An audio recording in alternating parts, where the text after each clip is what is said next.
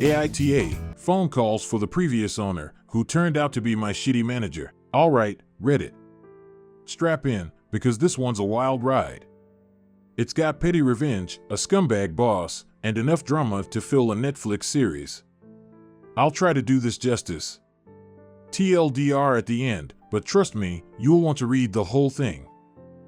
The beginning, a number with a curse. It was 2004 in Los Angeles. Picture this, the city of angels, with its bustling streets, smog-filled skies, and the constant hum of opportunity in the air. I was just an 18-year-old kid, fresh out of high school, standing at the edge of adulthood. My dreams were big, but my budget was laughable. My parents, understanding my need to stay connected as I headed off to college, handed me my first mobile phone, a clunky second-hand Nokia with a greenish screen and buttons that required Hulk-level strength to press. It wasn't flashy, but it was mine, and in that moment, it felt like a ticket to independence. Life in LA as a broke college freshman wasn't glamorous.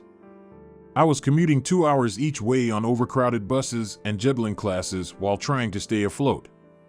But then came my big break, quite literally, an award for academic excellence.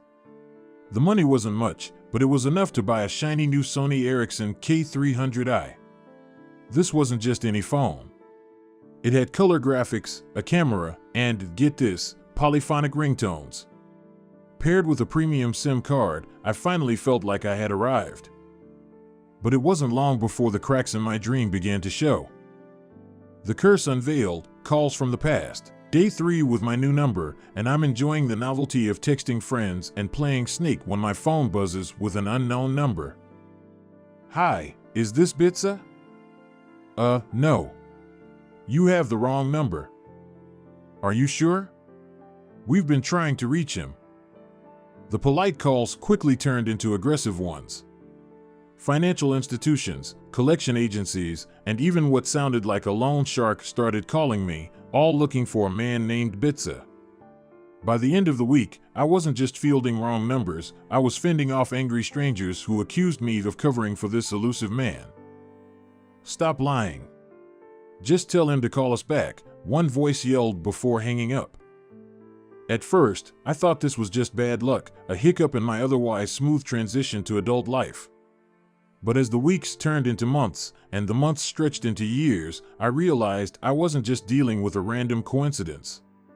This number was cursed, tethered to the ghost of someone who had burned every bridge imaginable. Still, I didn't want to give up the number. It was premium, easy to remember, and honestly, a point of pride. So I started blocking the calls. Back then, blocking numbers was a manual process, and every time I got a new phone, I had to start all over. My blacklist grew to over 100 numbers, a testament to the tenacity of debt collectors. The workplace, a new nightmare. Fast forward to 2009. I'd graduated college, landed my first job, and was finally feeling like I'd escaped the shadow of those incessant calls. Life was stabilizing, or so I thought. In 2010, I got reassigned to a high-profile project under a manager named Bits.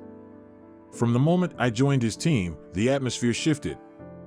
Bits wasn't just a bad boss, he was a tyrant. He thrived on chaos and control, barking orders and sending passive-aggressive emails at all hours of the day and night. Meetings were scheduled during lunch breaks, and deadlines were constantly moved up without warning. Bits had a particular talent for turning the office into his personal fiefdom. He micromanaged every aspect of our work while taking credit for our successes and deflecting blame for failures. His temper was legendary. I once saw him slam his laptop shut in a rage during a meeting, storm out, and return 5 minutes later as if nothing had happened. We weren't just employees to him, we were pawns in his game of corporate dominance. People quit left and right, unable to handle the pressure. Those who stayed, myself included, felt trapped, too scared of unemployment to leave. The discovery, a connection too strange to be true. By 2012, I was hanging on by a thread. Bits was draining the life out of me. Then came the merger. Our small company was absorbed by a larger one, bringing new technology, including an updated email system with an organizational directory. One lazy afternoon, I was scrolling through the company org chart, procrastinating on yet another impossible deadline, when I saw it, Bit's full name. Bitsa. At first, I thought it was a coincidence. Bitsa wasn't an uncommon name in certain parts of Los Angeles. But something about it gnawed at me. The cursed number I'd been saddled with all those years had come from East LA, the same area where Bits had grown up. The more I thought about it, the more the pieces clicked into place. I reached out to an old mentor who still lived in the neighborhood. With a little digging, he confirmed what I suspected. Bits, my nightmare boss, was the same Bitsa who had ghosted his creditors and left me to deal with the fallout. I was furious. This man had not only ruined my phone life, but was now ruining my professional life too. And for years, I had been carrying the weight of his bad decisions. The plan: let the games begin. At first, I didn't know what to do. But the more I thought about it, the more I realized I had the ultimate weapon: information. Step 1 was simple: unblock every number I had ever blocked. My phone immediately lit up with calls from debt collectors who had been waiting for years to find their man. Step 2, change my strategy. Instead of brushing these callers off, I became their ally. Looking for Bitsa?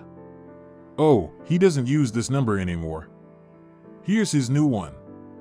And just in case you need it, here's his work number and his boss's direct line. Step 3, sit back and let the chaos unfold. The fallout, karma in action. The calls started pouring into the office within days. Bits. Manager was flooded with voicemails from furious debt collectors, while Bits himself couldn't get through a single meeting without being interrupted. The truth came out in spectacular fashion. Bits wasn't just dodging debts, he had racked up over $200,000 in loans, many of them fraudulently taken out in the names of family members. Banks had sold his accounts to aggressive collection agencies who were more than happy to track him down. Rumors spread like wildfire. Some people said he owed money to a loan shark, while others swore he had multiple lawsuits pending against him. Whatever the truth, it didn't take long for HR to step in. 2 months later, Bits was unceremoniously fired. Epilogue: sweet silence. For the first time in nearly a decade, my phone stopped ringing.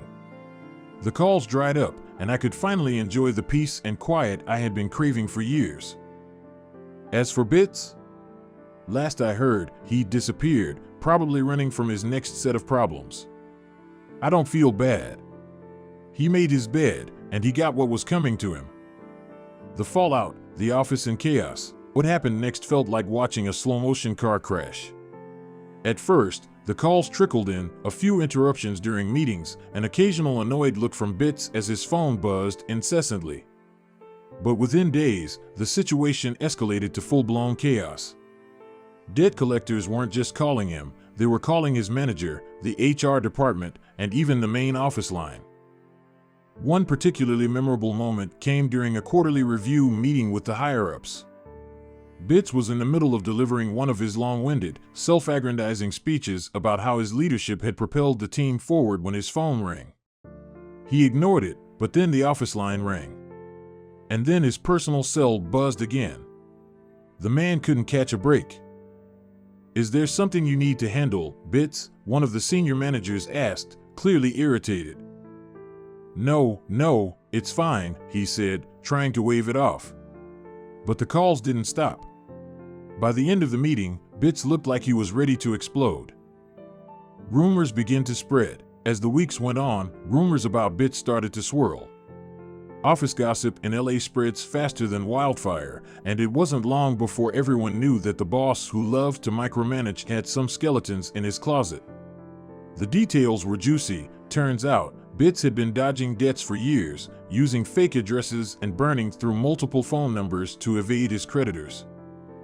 Co-workers started piecing together the timeline. It became a running joke that Bits spent more time dodging phone calls than managing his team. Some even speculated that the stress of his financial problems was why he was such a tyrant at work. What made it even more delicious was how oblivious Bits seemed to the fact that his carefully constructed house of cards was collapsing. He tried to put on a brave face, but the cracks were showing. He became snappier, more irritable, and started holding even more pointless meetings, almost as if he thought sheer force of will could distract everyone from the chaos surrounding him. The breaking point came during a company-wide event meant to boost morale. It was one of those cheesy corporate retreats where team-building exercises were mandatory and everyone pretended to enjoy themselves. Midway through a workshop, Bit's phone started ringing. He silenced it. Then the office line rang. And then his manager's phone. By the time the third call came through, his manager had had enough. "Bits, can you please step out and handle whatever is going on?" He left the room, his face beet red, and didn't return for the rest of the day. That night, the rumor mill exploded. Apparently, the calls weren't just from debt collectors anymore. Bits was now dealing with lawyers. Multiple lawsuits had been filed against him, some from the banks he had defrauded and others from family members whose identities he had used to take out fraudulent loans. The final straw. A week later, Bits was called into a meeting with HR and his manager. Word got around that he tried to argue his way out of the situation, blaming disgruntled employees for leaking his personal information. But by then, the evidence against him was overwhelming. 2 days after that, he was gone. No farewell email, no awkward goodbye party, just an empty desk and a palpable sense of relief in the office.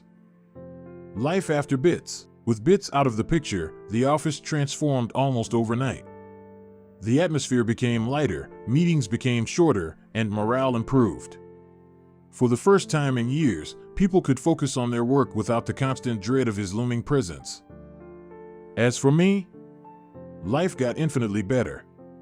My phone stopped ringing, and I finally felt free from the shadow of his debts. It was almost poetic. After years of his toxicity, both professionally and personally, karma had finally caught up with him.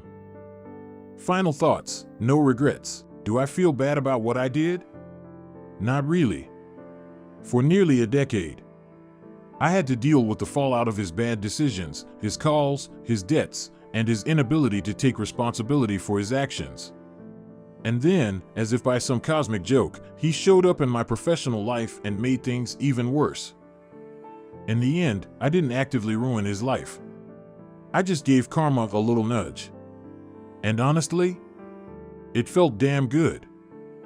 TLDR, kept getting calls for the previous owner of my phone number, a debt-dodging scumbag. Years later, he turned out to be my nightmare boss. Gave his number to all his debt collectors. Watched his life and career implode. Ida,